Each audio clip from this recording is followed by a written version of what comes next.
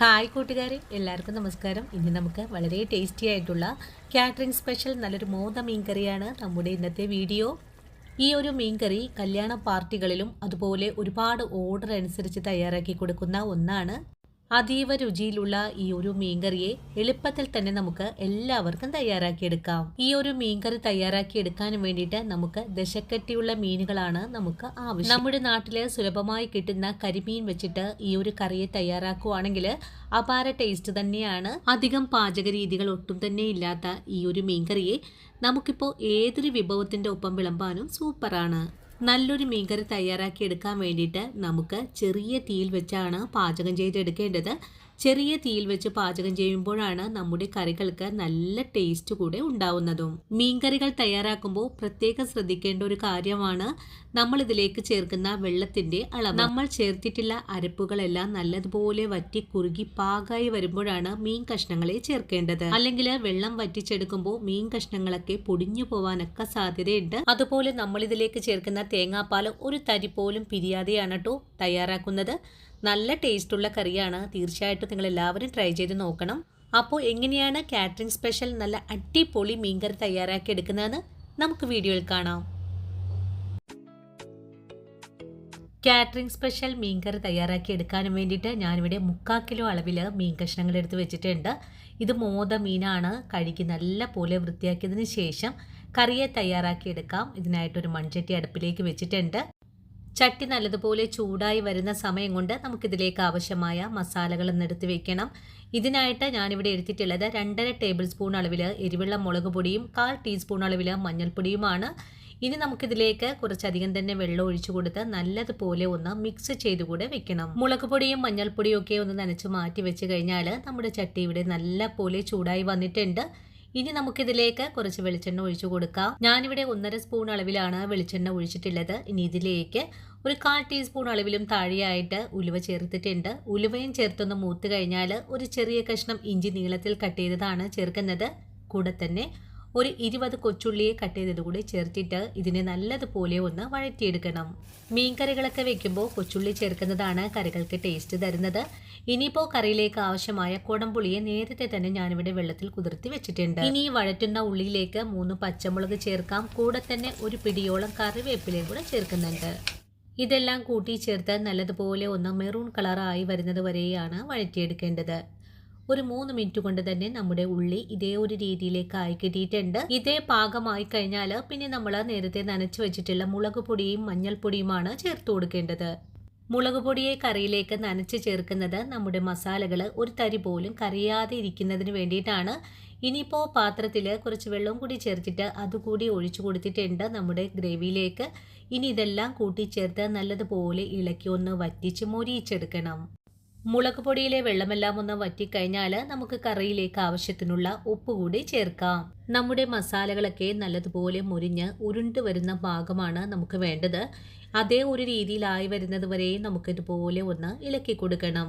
ഒരു 3 മിനിറ്റ് നേരം ചെറിയ തീയിൽ വെച്ച് കൊടുത്ത് മസാലകളെ വഴറ്റിയെടുത്തപ്പോൾ ചട്ടിയിൽ നിന്നും മസാലകളെല്ലാം വിട്ടു വരുന്ന പാകത്തിലേക്ക് ആയി കിട്ടിയിട്ടുണ്ട്.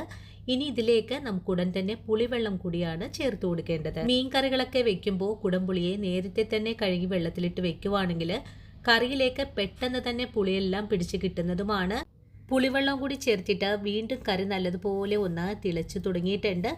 നമ്മൾ ഒഴിച്ചു കൊടുത്തിട്ടുള്ള വെള്ളമെല്ലാം തന്നെയും ഒരു 1/4 ഭാഗത്തോളം നല്ലതുപോലെ വറ്റി കിട്ടണം. അതുവരെയുമാണ് നമുക്കൊന്ന് തിളപ്പിച്ചെടുക്കേണ്ടത്. ഇപ്പോൾ നമ്മുടെ കറി നല്ലതുപോലെ തിളച്ചൊന്ന് വറ്റി കുറുകി പാകായി വന്നിട്ടുണ്ട്. ഇനി ഇതിലേക്ക് നമ്മുടെ കറിക്ക് ചാറിന് ആവശ്യമായ തേങ്ങാപ്പാലാണ് ഒഴിച്ചു കൊടുക്കുന്നത്. ഞാനിവിടെ 2.25 കപ്പ് അളവിലാണ് തേങ്ങാപ്പാൽ ഒഴിച്ചു കൊടുക്കുന്നത്. തേങ്ങാപ്പാൽ കറിയിലേക്ക് ഒഴിച്ചു ചേർക്കുമ്പോൾ തന്നെ നല്ലതുപോലെ ഇളക്കി ഒന്ന് യോജിപ്പിച്ച് വേണം. അല്ലെങ്കിൽ കറിയിലേക്ക് ഒഴിക്കുന്ന തേങ്ങാപ്പാൽ പെട്ടെന്ന് തന്നെ പിരിഞ്ഞു കുത്താനൊക്കെ സാധ്യതയുണ്ട്. ചില ആളുകൾ എന്നോട് ചോദിക്കാറുണ്ട്, തേങ്ങാപ്പാൽ ഒഴിച്ചു വെക്കുന്ന കറികൾ പിരിഞ്ഞു പോവാറില്ലേ ചേച്ചിന്ന്. പക്ഷെ നമ്മൾ ഇതേ രീതിയിൽ കറി തയ്യാറാക്കുവാണെങ്കിൽ ഒരു തരി പോലും പിരിഞ്ഞൊന്നും തന്നെ പോവില്ല. കറി പിരിയാതെ തന്നെ കിട്ടണമെങ്കിൽ നമ്മൾ തേങ്ങാപ്പാൽ ഒഴിച്ചു കൊടുത്ത് തിളക്കുന്നത് വരെ നല്ലതുപോലെ തവി വെച്ച് ഇളക്കിക്കൊണ്ടിരിക്കണം. ഈ ഒരു സമയം കൊണ്ട് തന്നെ നമ്മുടെ കറി നല്ലതുപോലെ തിളച്ചൊക്കെ ഒന്ന് തുടങ്ങിയിട്ടുണ്ട്. ഇനി നമുക്ക് ഒരു 5 മിനിറ്റ് നേരത്തേക്ക് കറിയെ ഒന്ന് മൂടി വെച്ച് വേണം വേവിച്ചെടുക്കാനായിട്ട്. അപ്പോൾ നമ്മുടെ കറിയുടെ പച്ച മണമൊക്കെ ഒന്നങ്ങ് മാറിക്കിട്ടുന്നതുമാണ്. ഇനി നമ്മുടെ കറി നല്ലതുപോലെ തിളച്ചൊന്ന് വറ്റിക്കുറുകി വരട്ടെ. 5 മിനിറ്റിന് ശേഷം മൂടി തുറന്നിട്ട് വീണ്ടും നല്ലതുപോലെ ഒന്ന് ഇളക്കി കൊടുക്കുന്നുണ്ട്. ഈ ഒരു സമയത്തും നമ്മുടെ കറി നല്ല കുറുകിയ പാകത്തിലേക്ക് ഒന്ന് ആയി കിട്ടിയിട്ടുണ്ട്. ഇനി നമുക്കുടൻ തന്നെ ഇതിലേക്ക് മീൻ കഷ്ണങ്ങൾ ചേർത്ത് കൊടുക്കാം. മീൻ കഷ്ണങ്ങൾ കറിയിലേക്ക് ചേർക്കുമ്പോൾ നല്ല വറ്റിക്കുറുകിയ പാകത്തിലായിരിക്കണം ചേർത്ത് കൊടുക്കേണ്ടത്. അല്ലെങ്കിൽ മീനിൽ ധാരാളം വെള്ളമുള്ളതാണ്. നമ്മുടെ കറിക്ക് വെള്ളമൊക്കെ കൂടി പോവാൻ സാധ്യതയുണ്ട്. മീൻ കഷ്ണങ്ങളെ കറിയിലേക്ക് ചേർത്ത് കഴിഞ്ഞാൽ പിന്നെ കയ്യിൽ ഉപയോഗിച്ച് നല്ലതുപോലെ ഇളക്കി ഒന്ന് യോജിപ്പിച്ചു കൊടുക്കണം. അല്ലെങ്കിൽ മൺചട്ടി ആയതുകൊണ്ട് അടിയിൽ പിടിക്കാൻ സാധ്യതയുണ്ട്. ഇനി കുറച്ച് കറിവേപ്പില കൈകൊണ്ട് നല്ലതുപോലെ കീറി കറിയിലേക്ക് യോജിപ്പിച്ചതിന് ശേഷം മൂടി വെച്ച് തന്നെ വേവിച്ചെടുക്കുക. ഒരു 2 മിനിറ്റ് നേരം കറിയെ മൂടി വെച്ചതിന് ശേഷം വീണ്ടും അടി ചേർത്തൊന്ന് ഇളക്കി കൊടുക്കുവാണ്. നല്ലതുപോലെ അടി ചേർത്ത് ഇളക്കി കഴിഞ്ഞാൽ പിന്നെ നമുക്ക് വീണ്ടും മൂടി അടച്ച് തന്നെ വേവിച്ചെടുക്കണം. ഒരു 2 മിനിറ്റ് കൂടുമ്പോൾ മൂടി തുറന്ന് ഒന്നുകൂടി ഇളക്കി യോജിപ്പിച്ചൊക്കെ കൊടുക്കുന്നുണ്ട്. ഇപ്പോൾ നമ്മുടെ കറി നല്ലതുപോലെ വെട്ടി തിളച്ചുകൊണ്ടിരിക്കുവാണ്. ഇനി ഒരു 2 മിനിറ്റ് നേരം മൂടി തുറന്ന് വെച്ച് വേണം കറിയെ ഒന്ന് വറ്റിച്ചെടുക്കാനായിട്ട്. ഇപ്പോൾ നമ്മുടെ കറി നല്ലതുപോലെ വെട്ടി തിളച്ചുകൊണ്ടിരിക്കുവാണ്. ഇനി ഫ്ലെയിം അങ്ങ് സിമ്മിലേക്ക് വെച്ച് കൊടുക്കാം. ഒരു 2 മിനിറ്റ് കൂടി കഴിഞ്ഞപ്പോൾ നമ്മുടെ കറിയുടെ മൂടി തുറന്ന് നോക്കുവാണ്. നമ്മുടെ കറി ഇപ്പോൾ ഇതേ ഒരു രീതിയിലേക്ക് ആയി കിട്ടിയിട്ടുണ്ട്. ഇനി ഫ്ലെയിം അങ്ങ് ഓഫ് ചെയ്ത് കൊടുക്കാം. അതിനുശേഷം മൺചട്ടിയുടെ ചൂടൊക്കെ ഒന്ന് ആറി വന്നിട്ടുണ്ട്. ഇനി കറിയെ നമുക്കൊന്ന് ചുറ്റിച്ചുകൂടി എടുക്കണം.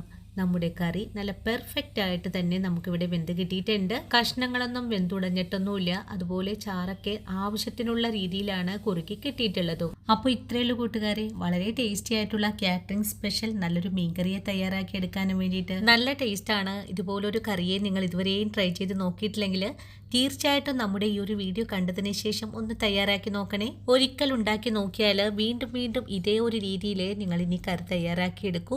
അത്രയും സ്വാദാണ്. ഇനിയിപ്പോൾ നമ്മുടെ വീട്ടിലുള്ള ഏതൊരു പലഹാരങ്ങളുടെ ഒപ്പം വിളമ്പാനും സൂപ്പർ കറിയാണ്. നമ്മുടെ ചാനലിൽ പലതരത്തിലുള്ള മീൻകറി റെസിപ്പികൾ ഞാനിപ്പോൾ നിങ്ങൾക്ക് വേണ്ടിയിട്ട് കാണിച്ചു തന്നു കഴിഞ്ഞു.